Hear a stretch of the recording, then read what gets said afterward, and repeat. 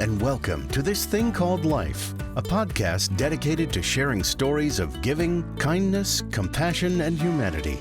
Your host, Andi Johnson, will guide you through powerful stories of organ, tissue, and eye donation from individuals, families, and healthcare teams whose experiences will inspire you. Every act of giving, no matter how small, has the potential to change a life. We're so glad you're here. Now, let's dive into the show.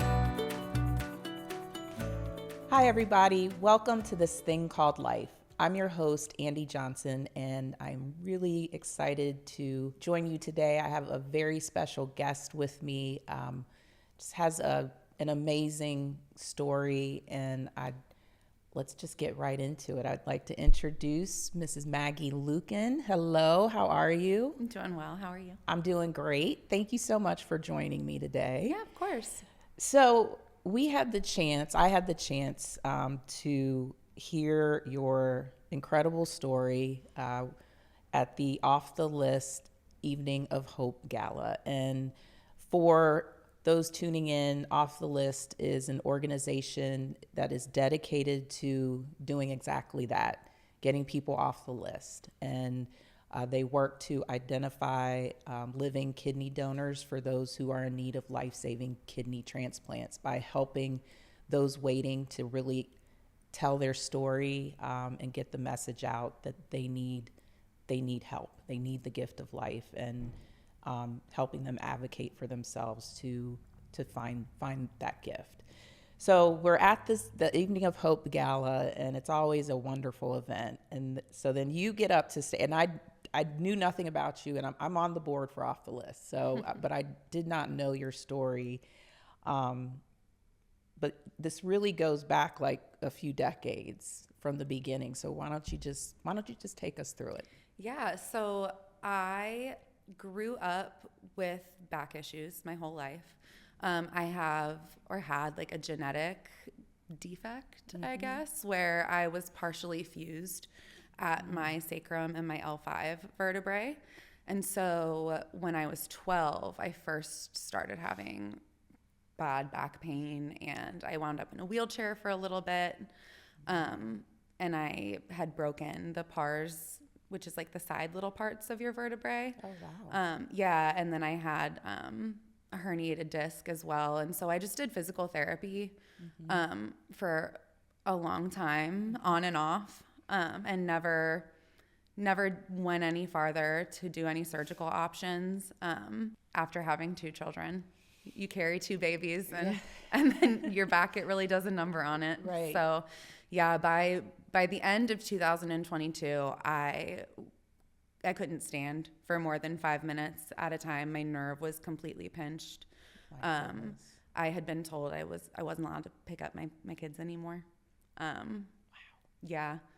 I was teaching from a wheelchair because I still had to work full time. And so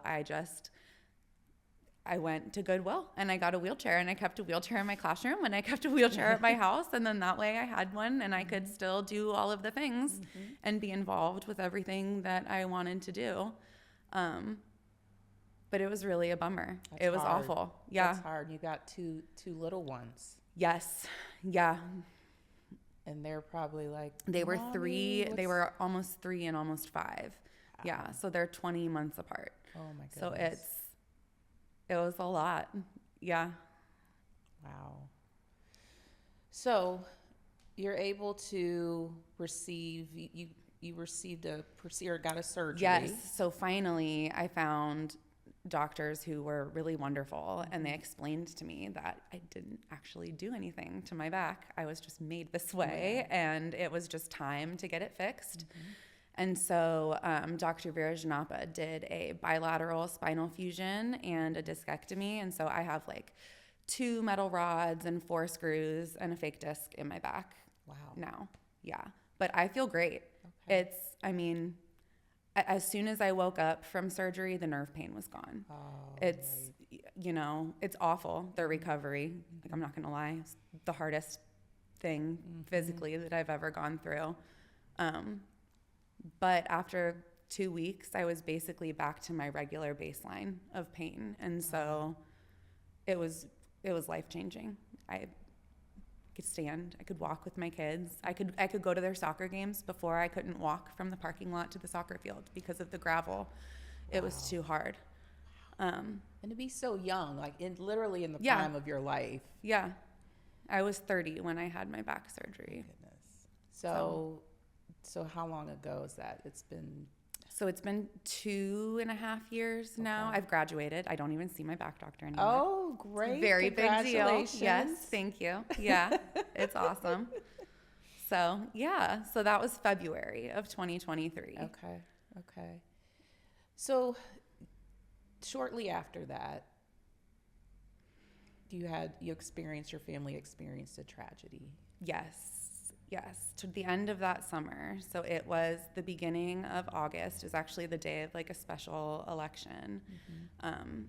Thank goodness, because my husband was on his way home already when we got the message that my 24-year-old brother, Brendan, was on his way to the hospital.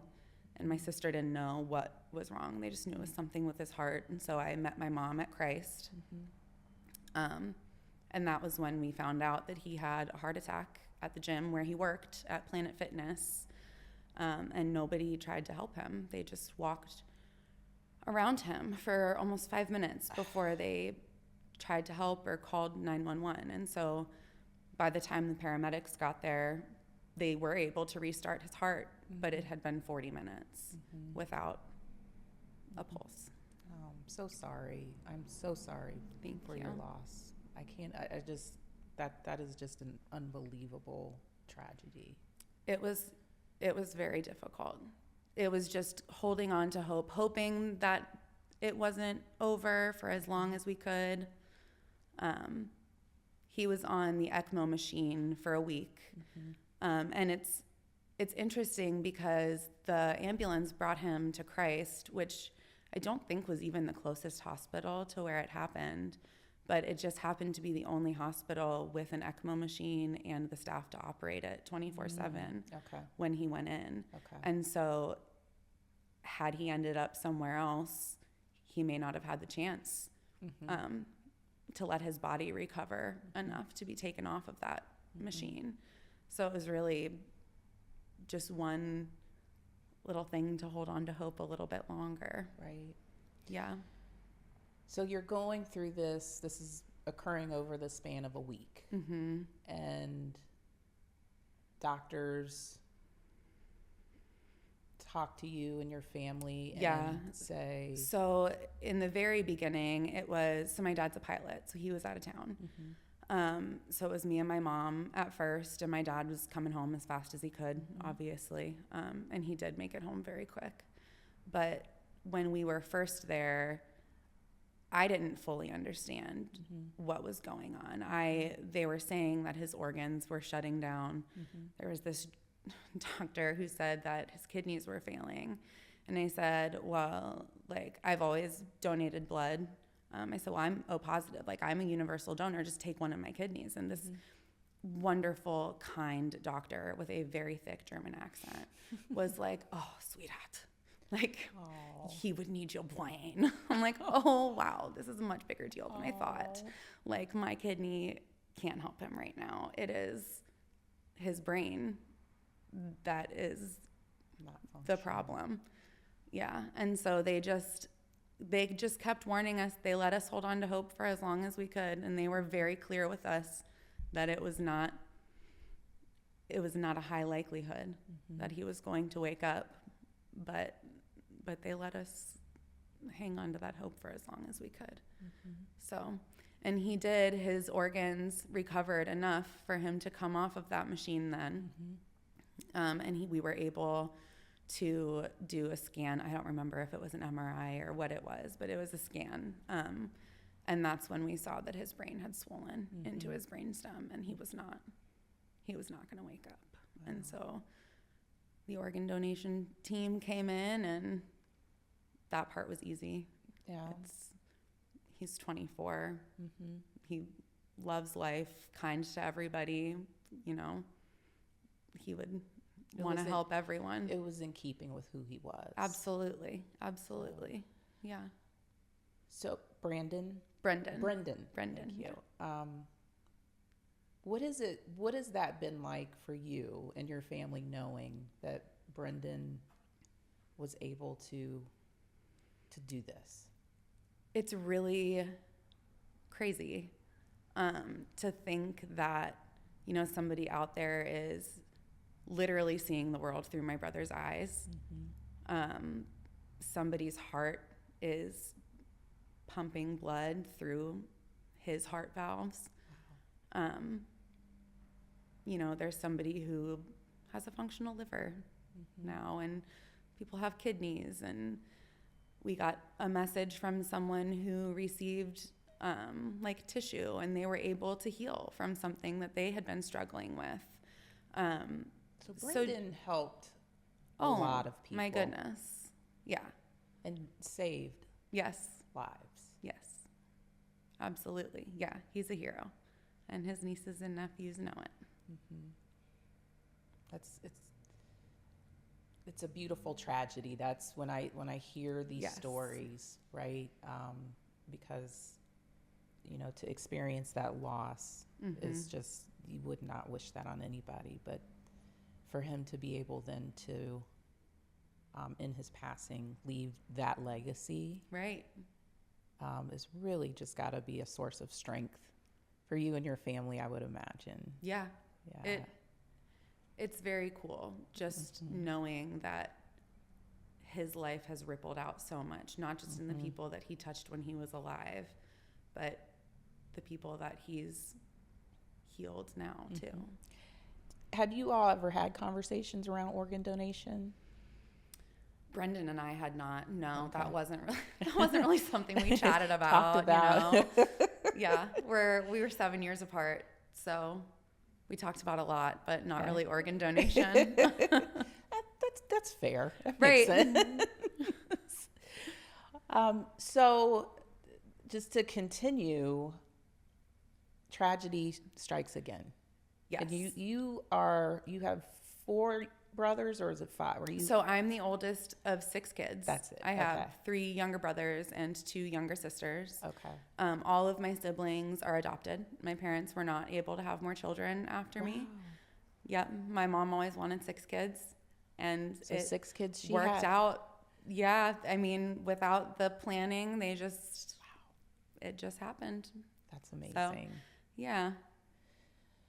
So big, busy family. Yes. Always. Yes. But yeah, so Brendan passed away in the beginning of August. And then in the beginning of November, my 25-year-old brother, Colin, we got the call that he had also passed away from an accidental overdose. I'm so sorry. Yeah. That was tough. It was all tough. That whole year was tough. Yeah. He, Colin grew up with fetal alcohol syndrome and antisocial personality disorder.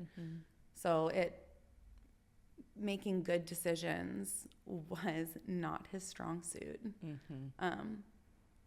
He was very impulsive, but his impulsivity, he would just jump right in and help absolutely anybody who needed it. He just the most loving, wonderful guy, So, and he has a daughter, my niece, Addie, who my parents are actual saints. They are raising Addie, and she is just his little mini me. Really? Oh my goodness. She looks like him. She has his energy. It's absolutely precious. Yeah. So she's just a sweet little reminder of our Colin all the time. Oh, Yeah. I bet she'll do things, and probably your parents or you are like, Oh my gosh, the faces she That's makes sometimes, it's oh, that was Colin. Yes, exactly. that's so sweet. Yes. And it's amazing to see my kiddos have a relationship with her too. It's fun. That is wonderful. So you experience 2 very big losses in a very short window of time. And then a few months down the road, you decide and I'll let you take it from there. Yeah, so I decided that I was going to donate one of my kidneys, because why not? And I didn't really decide like, all right, I'm going to do this. It was more of, I'm going to just find out a little bit more, and I'm just going to go one little step farther. And everything I learned, it just felt like there wasn't a good reason not to go the next step. Yeah, so I actually was listening to a podcast. I always listened to this podcast, and then they like re-aired an old episode about this woman who had donated her kidney to a stranger. And I was like, oh, well, that's kind of cool. And so I Googled like, you know, kidney donation Cincinnati or whatever. And the first thing that came up was this 24-year-old kid who like lived in the same area where I grew up with my brother. And I was like, wow, you know, I should find out more about that. So I like sent a message in to ask about it, and I didn't hear anything back. Between hearing back, I actually, before I lost my brother, 2 of my students that year lost their mom. And so I was supporting them through their loss, and then Colin, and then I found out that the person that I had inquired about, had already been matched with someone. But they told me that if I wanted to move on with an altruistic donation, I could. And I couldn't imagine not. You said, why not? Finding out more. Right. Still, like, everybody is somebody's brother or sister or mom or child, or, you know, everybody has somebody who wants them here and who wants them at their best. Right. So I just decided to learn more. So Yeah. you donated on what day? So I donated my kidney. They called and they assigned me a day. So because I got to pick, right, I gave them a 3-week window, and I'm a teacher who has recently had back surgery and 2 babies. So I don't have vacation time or sick leave, right, like at all. So I gave them 3 weeks over the summer that I would be able to like donate a kidney and recover. And they got back to me and said, okay, you're going to be donating on July 16th. I said, wow, well, that's our 8-year anniversary. And so, but I have the best husband ever, and he was on board right away. So, yeah, what were his thoughts? As you're like, well, hey, babe, I'm gonna. Yeah, he knows me very well. I think he knows that by the time I told him, like, hey, I'm thinking about donating my kidney, I think that he pretty much knew that like I wanted to at that point. He's amazing. He lets me be independently me and supports me all the time. I couldn't do it without him. But he was on board. For our 8th anniversary, he brought me into the hospital and kept me company, and he walked some laps with me the next morning and brought me back home. Oh, so my goodness. It was, probably our craziest anniversary. Wow. Yeah, you'll never forget it. No, that's for sure. Definitely not. So what surprised you the most about donating a kidney? Well, okay, so coming from someone who had just had a very major surgery, it was not a big deal, like at all. It's done orthoscopically, so the actual incisions for where it's done are very small, and then they do take it out in one piece, and so you have the larger, like it's basically a C-section scar. Okay. So I kind of just felt like I didn't have a C-section with either of my children, but I kind of just felt like I had to chill again. Like after you have a baby, you're just taking it easy. The worst part was I feel like pain in my shoulders because I had never been pumped full of gas before for a surgery.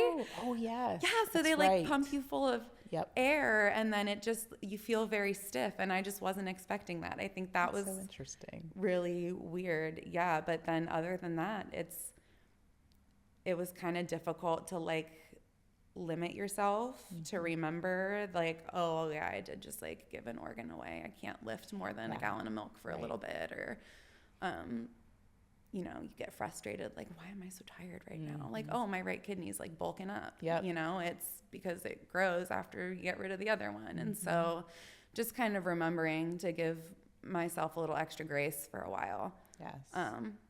was tricky, but I was surprised at how quickly I was able to recover. Yeah. Do your kids understand what mom did? Kinda.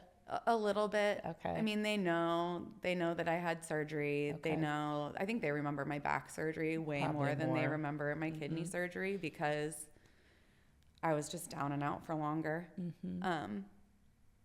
No, I don't think that they totally get it. Okay. Someday they will. And I want them to see that no matter what is going on, you can always make choices that are going to help you heal and help other people. So that you brought up a great point. Did doing this really is an act of love? Has that helped you in your journey as you've grieving or are grieving the loss? Yeah, I absolutely think it has. I think, well, I want to be like my brother. First of all, I can't let him be a hero without me. I want to do that too. Right. And then being able to keep his story alive, not only to increase awareness around organ donation and becoming registered, but also awareness around like having a working AED machine. I mean, that's something that my parents are working with lawmakers to create legislation that you have to have them in gyms with someone who's trained. You absolutely should have. That's yes. Just right. But just knowing that there are good and important things happening that are making a difference for so many people, because of Brendan and because of Colin, and their stories just keep rippling out and causing more good. So speaking of ripple, so you decide to do this, and then there's another woman.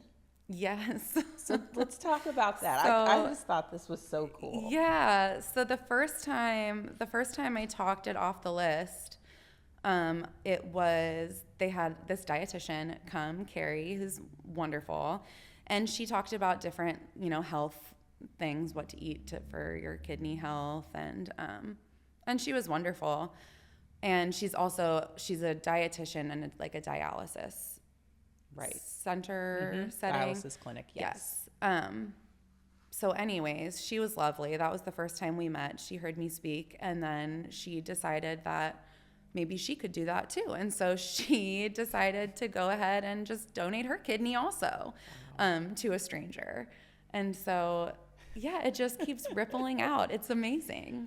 It's amazing. Well, and the cool part, the gentleman was at the event. Yes. And yes, Darcy was able to surprise that was Carrie by flying him out.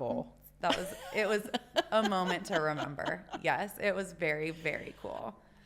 It was really special to be able to sit back and see that, and to know none of that would have happened if it weren't for Brendan. And then me, and then Carrie, and now him, and his wife donated also to get him bumped up on the list. Right. Yeah. So have you had the opportunity to communicate with the person that you donated to? No. Okay. So I released my information. So if they ever want to reach out to me, they can. But I also let them know, like, please don't feel pressured to. I got my whole life back when I had my back fixed, and the fact that I could do that for somebody else, like, that's all I want. And I do know that it flew to Virginia. Okay. So my left kidney got to take a little trip, and it is now living inside some woman who is living a healthier life. Oh. So, and that's all I know. Wow. But that's okay. That's all I need to know.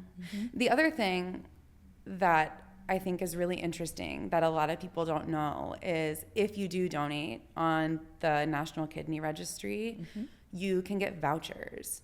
So this is something that Carrie talked about in her off the list presentation. But so, like, for me, I have my husband and my 2 children and my baby sister, who's 15 years younger than me. Wow. And then, and then my niece. If the 5 of them, just one, so, whoever would pop first, right. if any of them ever needs a kidney, they get to go on to the National Kidney Registry with my voucher because I donated a kidney. So that was my big question, you know, like my kids are beautiful and healthy right now, but what if someday one of them needs a kidney? Right. Which is a reason that many people decide not to go down that road of being living which donors. I totally understand. Right. But that is. But to know that you have that is pretty cool. Right. Yeah. So you have the spirit of giving. Like you are obviously a giver and want to make the world a better place. And it sounds like that comes from your parents, just in what you shared, and them deciding to adopt 5 children. And I feel like we need more of that in the world, right? Just doing good because it's the right thing to do. That's right. Well, and I feel very optimistic about that as a teacher of young children, because I see these young generations of people who, like I have so many 3rd graders right now who want to donate a kidney when they grow up because they think it's really cool. And like, I'm still out there at recess, like doing cartwheels with them, and they see that I'm not limited. Right. And so like they want to do that, where we talk all year about perseverance and initiative and, you know, the different characteristics of an empathetic person. It's just, that's amazing. These young people are just really incredible. I think we're going to have a lot more givers. Yes. And because people like you are modeling that for them. So, and talking about it. And talking having about it. Having it be talked about. Right. You know, it's important to hear. Yes. So I really commend you for that. Thank you. So you've done all of these wonderful things. Teachers are at the top of my list. I think I just have so much respect for educators. So you also decided to become an ambassador, a Donate Life ambassador for Network for Hope. So what made you decide to do that? Because you're busy, I would have to imagine. I am busy. Yes. You know, it's honestly, it's fun. I'm enjoying it. Good. It is a way to share my story and let people know that like regular people can make a really big difference. And even just registering to be an organ donor on your license is a big deal. And it's something that a lot of people can do. Right. It just feels really important, and it feels like I have a connection to it now. So there doesn't seem to be a good reason to not help with it. You know, it's a good cause, it's an important cause, and it's one that I think my story can make like an impact in. Because absolutely. We did go through all of this, but if I can leverage it for good. What would you say to someone who is exploring that possibility of being a living donor? Just find out more. Find out more. Reach out to somebody. You can reach out to me. I don't know if I can give you guys my email, but you know, I'll answer your questions. Search it on TikTok. There are people on TikTok. I remember scrolling through and seeing like, oh wow, they're walking around 3 days after. Like, okay, you know, and then it's just, you know, learn more. Don't decide not to do it because you think, you know. Well, and the reality is, you know, we have a wait list that's well over 100,000 people. 90,000 of those people are waiting for kidney transplants. So if there are more Maggie Lukens in the world and Carrie Littners who are just saying, you know what? Yeah. I can do this. That's right. You know, it's cool. It's cool knowing that there's part of me somewhere else. Right. Yeah. Like you're helping this woman, you know, yeah. create more memories with her family. I know. And friends, I like to right? imagine that she's like a mom who brings her kids to the zoo now, and like all the things that I do with my kids now that my back is better. Yes. So you did that. Yeah. That's amazing. It is. Maggie, I want to thank you for joining me today and just sharing it's a story of hope, and just you took a really tragic situation that was very personal to you, and through that you were able to help others and really in honor of Brendan. Yeah. And I think that's a beautiful act of kindness. And so on behalf of all of the people out there waiting, I want to say thank you for taking that step. Of course. Yeah. I'm glad I could do it, and I'm glad I can talk about it. Hopefully more people are inspired to do the same. Yes, I believe you have inspired many people. So thank you. Yeah, thank you. So I want to thank everyone for listening. And again, I want to thank Maggie for joining me today. And as I said, there's over 100,000 people waiting for a life-saving transplant, 90,000 of which are waiting for a life-saving kidney transplant. What you could do is get more information, inform yourself, educate yourself about what the organ donation process is and what it isn't. And speak to people who have walked that walk and can speak to their experience. This is an opportunity to help others who need our help. And so I just want to say, again, thank you for joining me today.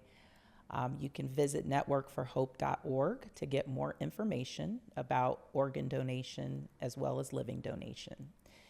And just as we leave today, I just want to remind everyone to please be kind to yourself and to others. Thank you.